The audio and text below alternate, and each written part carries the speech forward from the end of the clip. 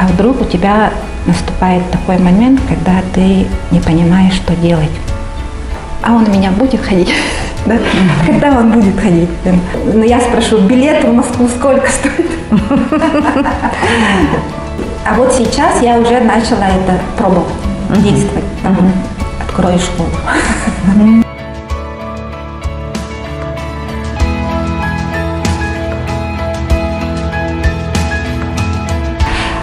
Здравствуйте, Мария. Здравствуйте. Спасибо, что вы согласились принять участие в нашей программе «Харысхал. Особенные мамы». Я хочу начать наш разговор с вопроса. Вот сейчас, например, вашему сыну 7 лет, и вы можете работать, то есть кто с ним остается, кто за ним ухаживает. Вот как вы решаете этот вопрос? Этот вопрос всегда, он очень актуальный вопрос, да, в том плане, что если с одной стороны посмотреть, то с ребенком надо сидеть, да, ухаживать, да, ребенка надо возить по реабилитациям постоянно. Я вот, например, 7-й год не работаю, с ним сижу. А с другой стороны, то можно же работать.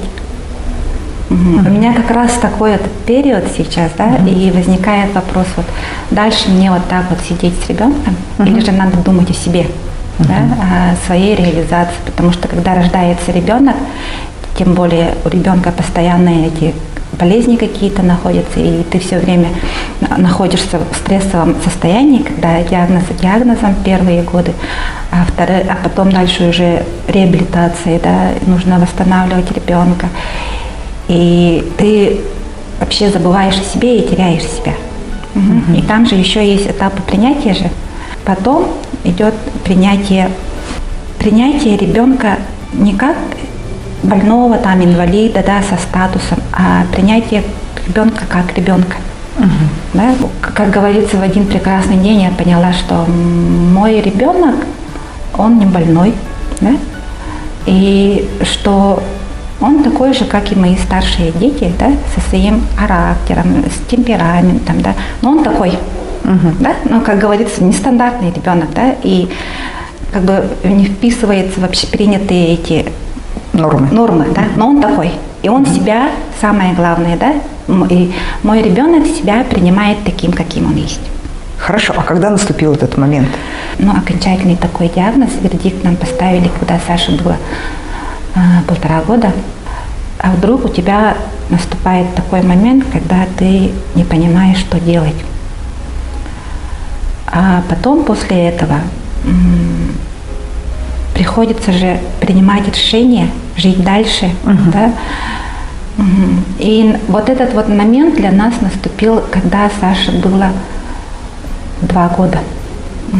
Когда нам окончательно сказали, что занимаетесь, не занимаетесь, но будет очень хорошо, если ребенок встанет на четвереньки. Да? И для нас это было большой неожиданностью, потому что до этого все говорили, что вот, хороший что-то массаж, поможет, да, хороший, и пройдет. Да, и пройдет. Первый вопрос, когда всегда возникает вот с ребенком ДЦП, который не ходит, да, ты идешь к любому врачу-специалисту и спрашиваешь, а он у меня будет ходить? Да? Когда он будет ходить? И каждый раз там слышишь разные ответы. Да? Когда мы лежали в больнице, и когда вот первый раз нам поставили диагноз и сказали, что нужно оформлять инвалидность, да, то мне кто-то отправил по WhatsApp статью про Веру Тишкевич. И я вот прочитала и была настолько поражена силе Вере, да, силу и то, к чему она вот это вот шла, и насколько она масштабно все это изменила, да, то, что вот ребенок был больной, потом ребенок, и по ходу того, как вот это вот все менялось, и все это вот приобретало, трансформировалось совсем другое, и в итоге организовала фонд, да, целый. И я тогда прочитала про Веру и поняла, что надо делать так. Да, что бы ни случилось, надо быть сильной мамой и делать все для своего ребенка. Потом, это нам же 2 года сказали, да, и целых 1,5 года, наверное, понадобилось для того, чтобы осознать, что не все потеряно, да, и что человек может быть таким. Да? И даже если он не будет ходить, да, мы его будем учить управлять коляской. Ребенок, который ползает, вдруг не встанет и не пойдет. Это ребенку надо будет сесть, встать на четвереньки, пройти вот эти все стадии. Понятно. Вот вы сказали, что вы узнали о Вере Петровне Душкевич, и вот ее пример вас вдохновил. Я просто знаю, что вы как бы создали, основали проект очень хороший, очень полезный «Я дома». Расскажите, вот, пожалуйста, о нем. Я бы тут сказала, что я не являюсь создателем этого проекта. Я включилась в тот момент, когда уже нужно было решаться дальше. Дальше будем приглашать и развиваться. И, то есть, когда возник вопрос, что вот специалисты, которые инструктора приезжают, да, сюда, это, во-первых, и выгоднее, да, для нас, и, во-вторых, еще то, что у детей есть хороший результат, да, и спокойнее, как говорится. И нужно их постоянно приглашать. И тут, если постоянно они будут приезжать, то, следовательно же, нужна будет, опять же, финансовый вопрос, да, потому что нужно будет арендовать помещение там постоянно, чтобы это нужно оборудование, инвентарь, да, и нужно свое там НКО, но и вот с таким вопросом уже, когда этот вопрос возник, включилась я. У меня до этого были проекты, я организовывала проекты, да, и поэтому как опытный человек пришла в Караскал, и дальше уже пошло-поехало. Давайте расскажем об этом проекте поподробнее, да, вот «Я дома». Он заключается в том, что вы, группа активных родителей, приглашаете специалистов из других городов, которые в течение там нескольких недель занимаются с детьми, у которых ДЦП. Вообще этот проект начался год назад, в ноябре месяце, когда 2 мамы решили, что нужно приглашать кого-то. Чем выезжать? Чем выезжать нужно приглашать, потому что тут еще пандемия началась, и никто никуда не выезжает. А мы-то раньше все ездили в Китай. Китай нам ближе, чем поехать в Москву или в другие города.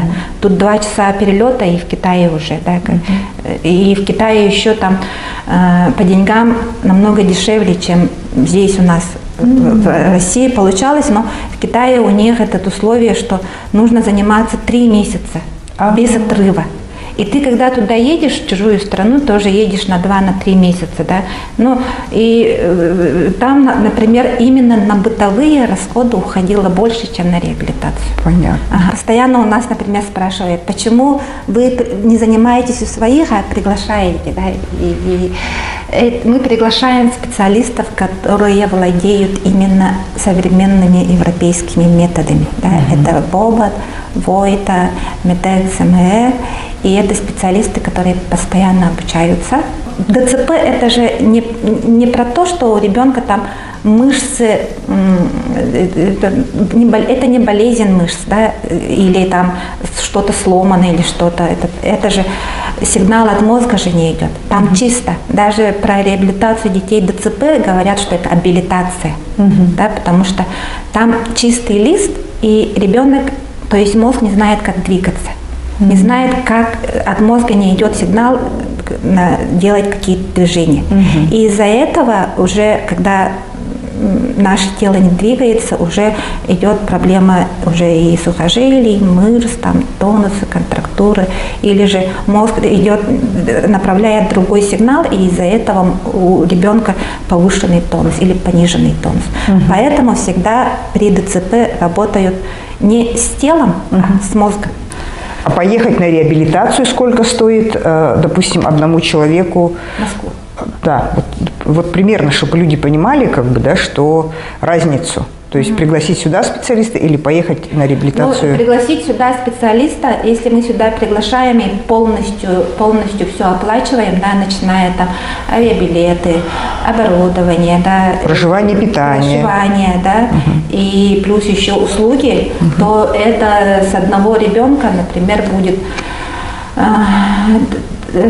не более 35 тысяч, 35, там, 40. А поехать куда-нибудь? А поехать куда-нибудь, да, в Москву, ну я спрошу, билеты в Москву сколько стоят? Да, билеты, аренда. А там, когда ты едешь еще в другой город, ты же тратишь на авиабилеты. Нужно будет снять квартиру, да, посуточно же там еще питаться, потом транспорт, такси, там что-то еще. Да, все. И такси, например, такси обходится, на такси тратишь больше, чем на квартиру. Конечно, там еще специализированно. Вот, поэтому ты, когда идешь, ты не берешь только одно занятие. Да, потому что ты планируешь, ну, максимум минимум 3 занятия, чтобы это было комплексно. И того расхода увеличивается. Понятно. А смотрите, сколько всего в итоге вот детей прошли реабилитацию вот таким образом у приезжих специалистов? У одного приезжего специалиста занимаются максимум 14-15 детей. И сказать, что там, сколько детей я не могу, потому что каждый раз формируется группа, и в основном же родители, когда мы записываемся, нам изначально нужно полностью осознавать, что финансовую нагрузку мы будем нести в любом случае. Да? Поэтому записываются и проходят реабилитацию только те, которые могут, как говорить, себе это позволить. Могут себе это позволить. Но благодаря тому, что сейчас вот я дома прошел и сбор прошел, да, то получается, что могут записываться все, у кого там есть время и есть желание развивать, заниматься с ребенком. А тут еще с ребенком же нужно заниматься постоянно. Да, постоянно, чтобы эти мышцы работали правильно, там не затвердели, чтобы не забыл. Это как стимуляция. И вот этот поэтапный. Даже если, например, есть дети, которые ходят, да, но и ходят на цыпочках. И для того, чтобы спустить эти цыпочки, нужно заниматься. А есть еще дети, которые ходят, но не могут подниматься по лестнице. Для того, чтобы ребенок поднимался по лестнице, там с опорой, без опоры, там тоже нужно время. То есть прямо такие маленькие мелочи. У нас, например, когда идет защемление какого-то нерва, да, или когда что-то там ноет, это же один палец, он как бы влияет на весь организм. А тут у детей то же самое. Это как образ жизни, заниматься. Понятно. Вообще, как бы, когда Саша родился, вернее, до того, как Саша родился, чем вы занимались? До того, как Саша родился, я работала. Ну, в смысле, в каком направлении, какой род деятельности? Я работала специалистом по закупкам. Это последнее мое место работы. Понятно. Управ делами администрации президента. Понятно. Там работала. А до этого я работала в рекламно-издательском центре «Офсет». Знаете? Да, конечно. Там работала менеджером по работе с клиентами. И я там проработала очень долго, более 10 лет. Потом подумала, что мне нужно что-то менять. И решила все сменить и пошла уже совсем в другую сферу.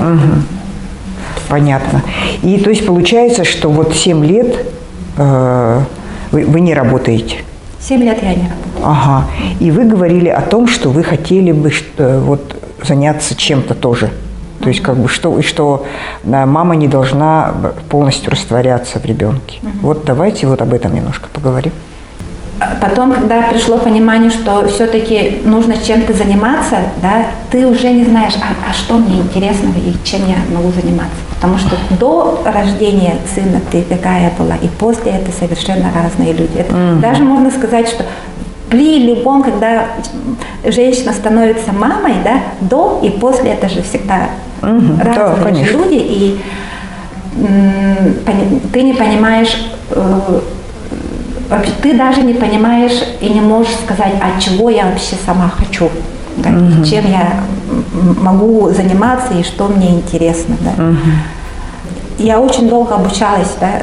Был какой-то период, время, когда я училась. Вначале я училась для того, чтобы помогать своему ребенку, понять, потому что мне сказали, что когда Саше поставили диагноз, они сказали, мы не можем сказать, на что повлияет, да, потому что есть превентикулярные кисты, и они не восстанавливаются, там, то есть поражение мозга есть, и именно на что это отразится мы не можем. Было бы очень хорошо, если бы это была физика, да, потому что физику можно восстановить, есть методы, а для того, чтобы интеллект восстановить, методов нет. И я пошла искать метод развития интеллекта ребенка, искала, как заниматься, и параллельно занималась Сашей. Потом пришло время, когда ребенку нужно говорить, опять же, да, и как его научить говорить. Потом пришло время, когда Саше нужно было пойти в садик, а в садик его не берут. Да? И есть же вот когда я изучала тему и обучалась по развитию интеллекта, да, я поняла, что возрастные особенности у ребенка с ДЦП, да, то есть скажу, что у детей с инвалидностью возрастные особенности такие же, как и у здоровых детей. Интересы и так далее одни и те же. Они также проходят и кризис 3 лет, и 5 лет, и 7 лет, да, то есть психофизиологически. И для меня это было открытие. И сколько я искала готовую методику по интеллекту, не нашла, но в итоге поняла, что нужно с ним заниматься как с обычным ребенком. Разговаривать так же, как и с обычным. Вообще ничего нельзя придумывать. Учить играть, учить общаться, да, учить это. И тогда поняла, что ребенку нужна социализация. Тем более у меня старшие дочки, и Саша маленький. Дочки у меня уже уехали, и Саша один ребенок. Да? Если бы там были братья и сестры, то с коммуникацией вообще каких-то проблем не было. А тут, получается, и нас в садик не берут.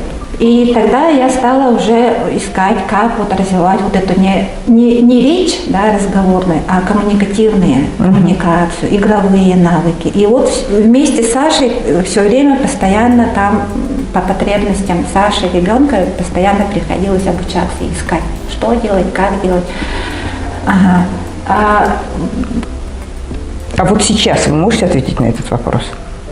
Когда для того, чтобы понять, чем я хочу заниматься и что мне интересно, это же надо попробовать, действовать. А тут, когда у тебя такой ребенок, да, и ты смотришь на ребенка и думаешь, нет, лучше я буду с ним заниматься, чем буду думать о себе. Да? А вот сейчас я уже начала это пробовать, действовать. Когда вот наступила пандемия, и мы уже не ездим, да, то есть мало денег тратим на реабилитацию Саши, и тогда у меня появилась возможность учиться самой. Я нашла очень такой хороший, даже 3 лет не было, когда Саше 2 года было, есть общественная организация «Лучики света». Да, и Вероника собирала нас мам. Да, и я тогда вот новоиспеченная мама, с розовой справочкой, да, пришла вот такие вот посиделки, мамские посиделки, и там мамы, у которых дети учатся в школе, да, рассказывали про школу, как трудно детям, да, про эти отказы, да, про то, что нет условий, про то, как сложно и мамам, про то, как сложно детям. Я там сижу и думаю, открою школу. Почему-то у меня вот это вот в голове, вот это вот прямо село, что нужно открывать школу, да. И вначале я это подумала, что эту школу можно открыть там ну, как социальный проект. Вот с этой идеей я пошла к Нарьяне Гаврилевой, образовательный конструктор. Да? А Нарьяна мне говорит: вообще, говорит, забудь, да, потому что, говорит, это и государство, говорит, даже государственных же таких этих школ же нет, говорит. Это даже для государства сложно содержать и такую школу, да, то есть отдельно для детей ДЦП, чтобы там были все условия. Я еще включилась вот в проект «Я дома», да, вместе с этими девочками, когда познакомилась, я очень обрадовалась, потому что для того, чтобы реализовать такие проекты, нужна команда. Да, нужна команда и нужна вот, вместе все эти вопросы решать. Поэтому да, вот благодаря вот этому проекту «Я дома» сейчас работает параллельно садик. Называя мини-реджо садика, да, дневного пребывания, и 2 раза в неделю на 4 часа родители оставляют своих детей. Я дома в одном помещении, и квартира, и эта квартира постепенно должна превратиться в тренировочную площадку. Про садик. Да, вот Саша сейчас с удовольствием ходит в этот садик, и этот садик работает именно по реджо методике. И я, когда объявляла про этот садик, я очень долго думала, как объявить, потому а что, зря я, что ли, вот это, именно нашла вот эту альтернативную педагогику, да, реджо подход, да, и я ее назвала реджо садик для детей ДЦП. Я пишу, мне нужны воспитатели и тьюторы. И пришли именно те люди, которые понимали, изучали и именно знали про реджо подход. И когда я объявляла, открывала этот реджо садик, я думала, что родители прибегут. А тут пришли всего 4 ребенка, включая Сашу 4. А этого было, оказывается, достаточно. Потому что для того, чтобы еще набрать вторую группу из 4 детей, да, для этого потребуется больше ресурса, всего, начиная моего ресурса, да, и начиная ресурса других воспитателей, тьютера, и поэтому 4 ребенка. Потом в следующем году вот эта группа, она должна превратиться в адаптивный класс. Как вот проходит ваш день, Саши, да? Когда Саша был маленький, мы почти 2 года жили по больнице. Месяц дома, месяц в больнице, да? И там ни о каких-то режиме, о каких-то таких этих вообще ты не думаешь. Потом то, что с ним нужно заниматься, и у нас прямо по времени было распределено, во сколько-то встаем, 2 часа занимаемся, потом обедаем, потом после этого опять какие-то упражнения, а вечером там приходит папа и с ним занимается с этим фитнесом. Не фитнесом, а на фитболе занимается, да? То есть все было распределено. А потом сейчас я поняла, что так же, как и с обычными детьми, просыпается, завтракает, да, потом мы ездим, если есть занятия, по занятиям ездим, приходит, сам по себе там играет, то, что попросит, то, что захочет, то и это даем ему, там, хочу вот этим играть, хочу этим делать. То есть я бы не сказала, что сейчас, я, например, не сказала, что прямо у нас особенная такая сложная жизнь, что мы живем прямо по режиму, по графику. Например, если бы Саша был здоровый, да, но маленький там грудной ребенок, грудного ребенка же тоже с кем-то нужно оставлять, и тоже нужно же определенный какой-то режим, да, и если ты куда-то едешь, надо будет решать же этот вопрос, с кем оставить ребенка. И то же самое, и как и с особенным ребенком. Если я куда-то еду, надо его с кем-то оставлять. Если я, допустим, сейчас решусь работать, то надо будет его с кем-то оставить или найти детский сад, чтобы туда его взяли. Да? То есть решать этот вопрос, а не думать, что я не работаю из-за того, что у меня ребенок инвалид. И я не делаю этого из-за того, что у меня ребенок такой. То есть не сваливать все на ребенка. И вот это про то, что отделиться от ребенка. Я это я, и у меня есть свои потребности, свои ограничения, свои какие-то там травмы, свои хочу, не хочу. А у ребенка то же самое. И мне для этого понадобилось 5 лет. Здорово. Потому что я вообще вначале не знала, каким это должно быть, что там должно быть, как это должно быть. Да? А тут